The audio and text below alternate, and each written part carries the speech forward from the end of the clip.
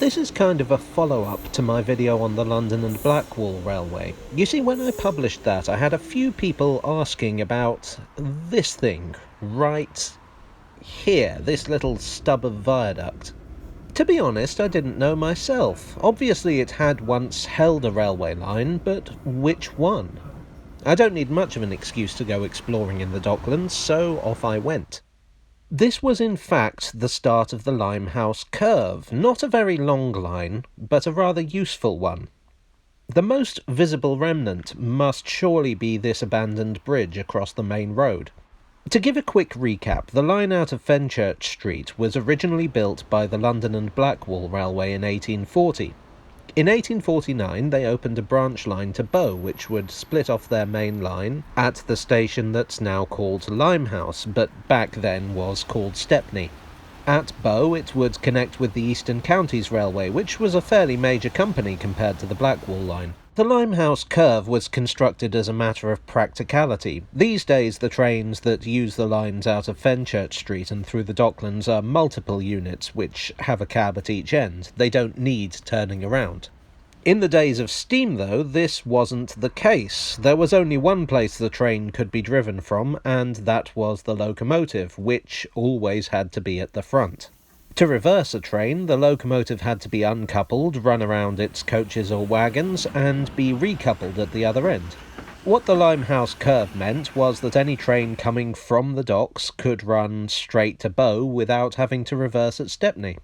In 1963 the curve was officially closed. In truth, it had been effectively abandoned since 1962. Passenger trains between Stepney and Blackwall had stopped in 1926, and goods trains had been in decline for decades.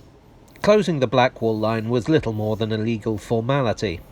In 1987, the Blackwall line reopened as part of the Docklands Light Railway. As a totally separate system from British Rail, despite some requests from local residents, it had no need for a connection, and so the poor little curve stayed abandoned. In 2007, a large section would be demolished to make way for housing. However, you can follow the route if you know where to look. Obviously, there's the start of the route and the bridge. If you're curious about this octagonal building, by the way, it's the hydraulic accumulator tower built in 1852 that provided power to the Limehouse basin. That's not really relevant, I just thought it was interesting. Then there's this pier that survives in the back streets by the canal. Then this block of flats follows the route of the line, and here you can see very clearly where the viaducts connected.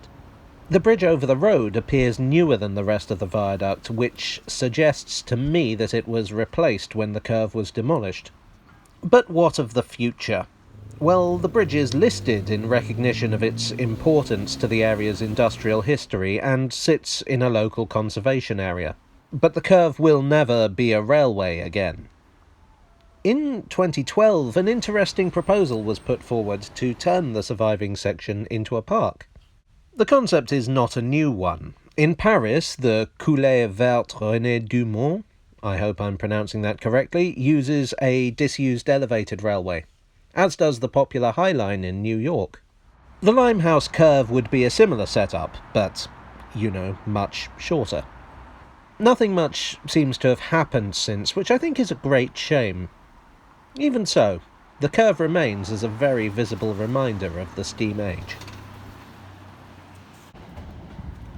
Hello all, I hope you enjoyed this curvaceous video. If you did, please do hit like and consider sharing or even subscribing for more. And I'll see you again very soon. Cheerio.